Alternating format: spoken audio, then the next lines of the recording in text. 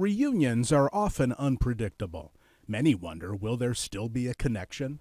Last September, two Korean War vets from Iowa who joined the Army together finally reconnected at this Council Bluffs Assisted Living Center. It had been 70 years since they'd seen each other. You don't look like the last time I saw you. That's been almost 70 years ago. Yeah, you bet. How you doing, Ron? Roland Thomas already had a room here. George Kelly knew that. Wouldn't you know, they picked up where they left off decades ago. That first day they met, when you were there for the interview, I thought they would never stop talking. That's George Kelly's wife, Amy, and their three daughters.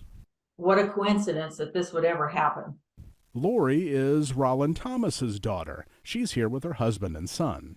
Grandpa called me one night, and Grandpa had really treasured those visits with George. I mean, the last several weeks, I mean, that's all he talked about. And reminiscing of those memories and stories with somebody that actually was there.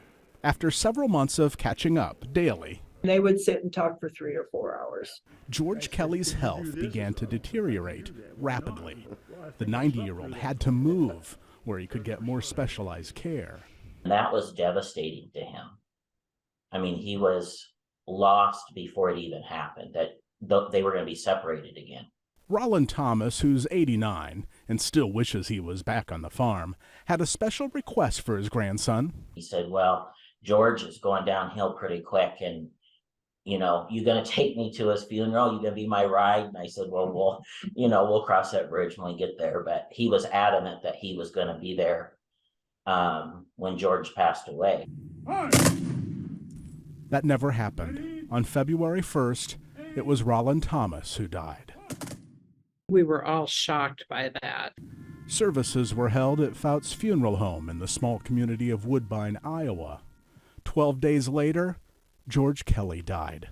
His service was in the same place. Since he insisted that someone take him to George's funeral, that's why we felt it was important to be there for Amy yesterday. Two men who came of age together, going out together after 70 years apart.